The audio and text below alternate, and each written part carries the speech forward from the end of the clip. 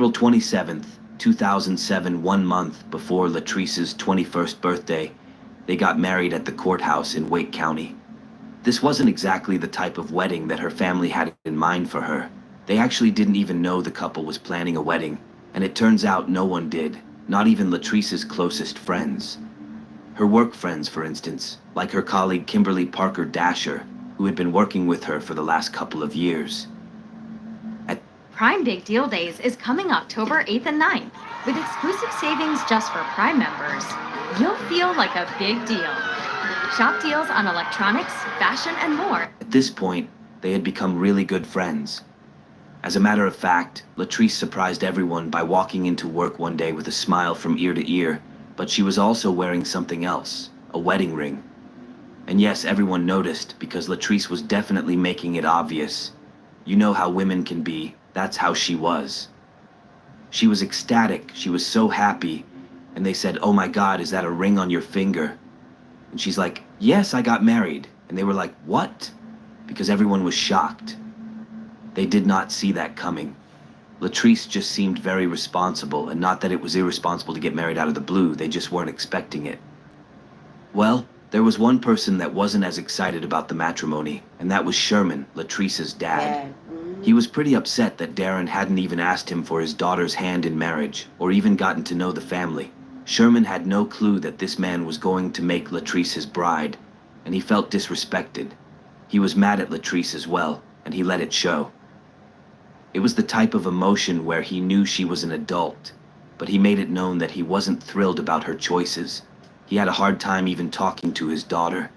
He just held resentment. So even when she would call to check in and see how everyone was doing, he would give her the cold shoulder. He would give her a hard time, saying something like, "What's wrong with you, girl? What's the rush?" He knew that Latrice had purposely kept their intentions from him because she knew how he might react, as protective as he was. But at the end of the day, he knew it was Latrice's choice, and she chose Darren. By the early part of January 2008, Latrice was going into her senior year at NCCU. She was still working part-time at Sears in Raleigh, and she'd been married to Darren for about 9 months. However, she began taking her business classes at night instead of during the day. She wanted to use the daytime to work because the couple was coming up on their last years at the university, and she had even bigger plans ahead. She wanted to start a family. No surprise, we already know that's one of her goals, and she shared this goal with her friends. Before the holidays, she confided in one friend in particular, Anisha Baldwin. Anisha had worked with her for at least 3 years at Sears, and Latrice actually said she wanted to try for a baby right after Christmas, but Darren wasn't ready. Darren was 26 and Latrice was 21. So was Latrice ready? There could have been some added pressure considering that one of her closest friends was pregnant and due right after the holidays.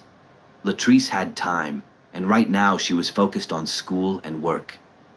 Speaking of which, after a long day of work and classes, she would usually arrive home around 8 o'clock in the evening.